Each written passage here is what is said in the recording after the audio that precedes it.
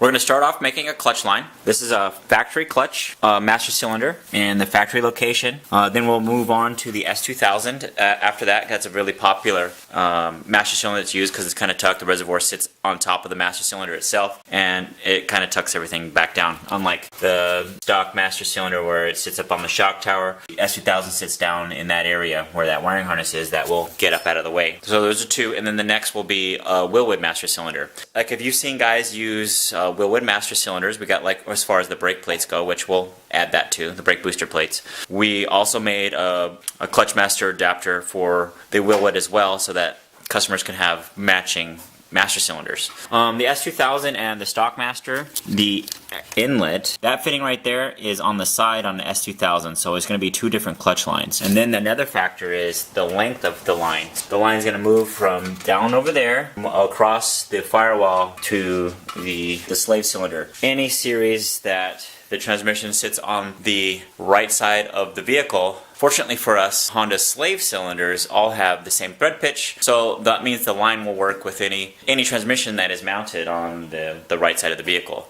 But we're going to also make one for a K-Series. But K-Series is a little different too, depending on which master cylinder they use. So that could be kind of confusing, and I'll see what we can do about making that less confusing other than just adding options for that. Because not all clutch lines are going to work because of, just like we pointed out, so where the clutch master is will determine where what fitting needs to be on the end of that, and then of course then we need to make it short to get onto this side of the transmission. Alright, we're going to get started. The first thing we're going to do is we're going to crack this bleed screw, because I just want to get all the fluid out of that reservoir, what's ever left in there.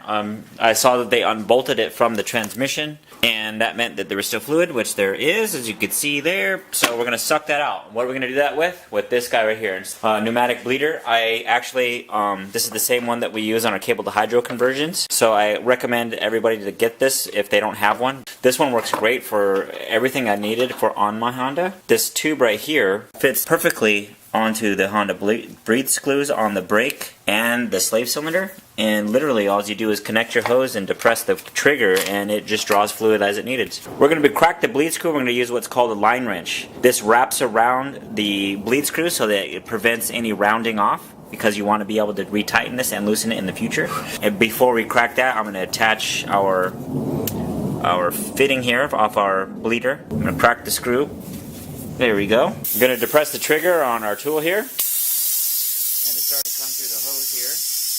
There it is. And there we go. So let's get this line off. Now that the line's empty, we're going to crack the line at the slave cylinder.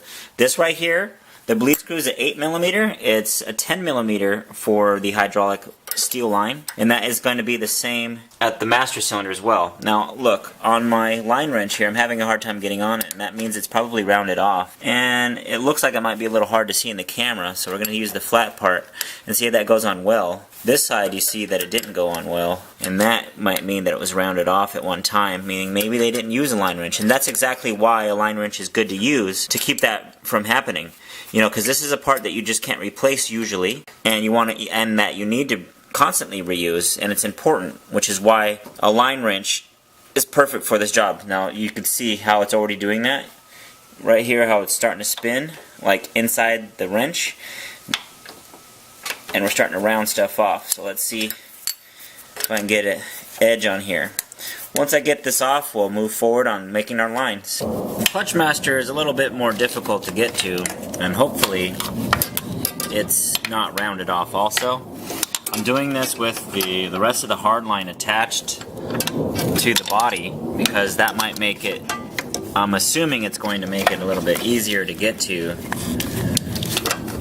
easier to disconnect without the whole line flinging around as I try to do this. So this seems to be rounded off as well, which means it may have been replaced at one time. I do see a gasket back there, like an OEM gasket, suggesting that maybe it's OE. But I'm not sure. But at any rate, remove this using the same 10mm line wrench if you can.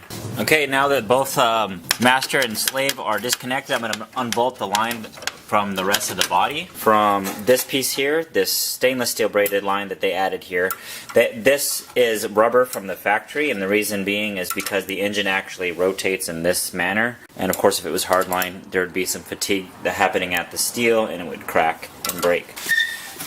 So it's attached here and then right here in this little guy. So I bet when you go to put your clutch line on, you're wondering, what is this? Well, Honda calls this the clutch pipe joint, or clutch line pipe joint, or something like that. Okay, there's two different sizes on each side.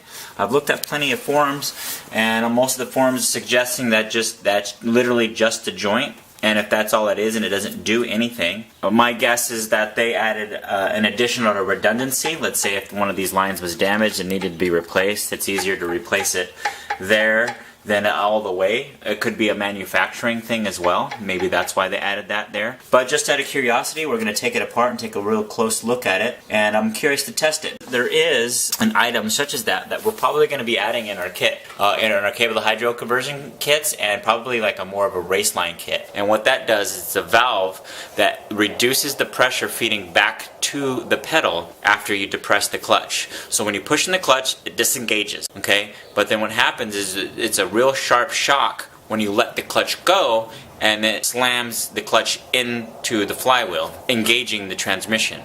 And that's really hard on both transmission and the clutch. So what it will do, it will be like a soft disengagement, kind of help reducing that shock. Okay, so how the clutch lines work is I'll actually draw a schematic like this by hand. This is all theorized, you know, so I'll look at how I'd want to set it up in my mind, draw it out, and then we'll actually add that in a practical setting. So from theory, I'll connect at least one of the lines that I have here after testing to see if this line will work, actually testing to see if this fitting will work in the scenario. And it looks like the 45-degree banjo is going to work well. So I already mounted it up there with a bolt, and it fit well. And then I'll come over here with the line itself off the spool, kind of line it or dress it how I think of it, how it go. Most of the kits are coming to where they come over here and tuck underneath the intake manifold. We might follow that as well, and then attach it straight to our slave. So I'll start with the fittings first, as far as when I go for the practical application. Then from there, that will determine the actual length, and then that's how we come up with the part. All right, once we got our lines figured out, cut the hose, and then add the fitting I want to use out of a variety of fittings that I have here. So we're going to go ahead and crimp this up, and then we'll have a line. Our clutch line's now made. We got it attached at the slave, we got it attached at the master over here. It's going to hug the shock tower, and then it will run underneath the intake manifold and around the transmission to the slave cylinder. But I also see here something that can happen, and I see this in the future, is possibly like an aluminum tab that would bolt through, attached to the hose here, and a kind of maybe an eyelet that the bolt would go through, that this could fit really nice and tight. Now that I have a practical line set, I'm going to finally figure out like what length this is, and it looks like I might be able to take an inch or two out of this. But here is something that I want to point out to you, and it's the choice of making this a two-part fitting at the slave. The reason being is other lines that are out there have a fixed end, meaning it has the thread pitch that goes into the slave connected to the hose, which I have. Decided to use a female end two-part. So we'll have this adapter here that goes into your slave, which actually fits most Honda slave cylinders, so B, D, H, K, most of them have, and this is going to be a 10mm by 1.0. So number 3 fitting female, and the reason I decided to use that is because in the event that you ever need to change this fitting, you can't. You're stuck with whatever is going to be on the end of this. Alright, this allows you to unscrew and change when needed. And we have a part for B series that works pretty well. I don't have a B series, unfortunately. This isn't on here, but I'll grab the slave and I'll show you what I'm talking about. Okay, so this is our pull type slave cylinder. This is applicable for a B series and D series hydraulic transmission, and what it does is it mounts on the opposite side of the clutch fork. So we adapted it to work on those transmissions. It doesn't work on a H series or F series transmission just because there's no provisions made for it yet. But what this does is it pulls instead of pushes, unlike the factory slave cylinder. So let's say if this was an H to B car, or you had a big turbo downpipe or big header and your radiator fan, whatever reason why your factory slave is just in the way, we mount the slave over here and it gives us lots of room in front of where we might need. But the fitting isn't the same right here, which means you couldn't use this fitting on this. And if this had a fixed end, where this was the male end, it's not the same fitting as what's on the slave. So you're stuck. So that means you're buying another line. Just because the end of, let's say, the female part isn't something that you can fix another attachment to.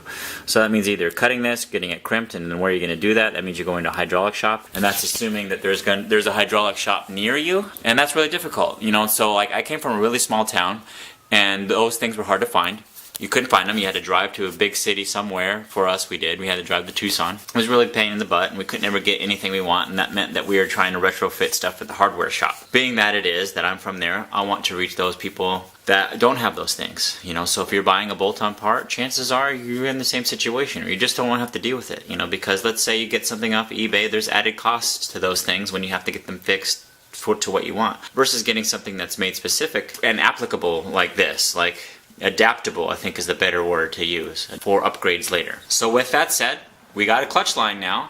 You'll be able to get something like this down below. We'll most likely be going to be adding the S2000 master cylinder as well, along with the Wilwood, so it'll be all built the same, and we're going to add pictures to the end of this video. Again, those are going to be available on our website, and we're going to have that down below in the description. So thank you very much. Happy tuning.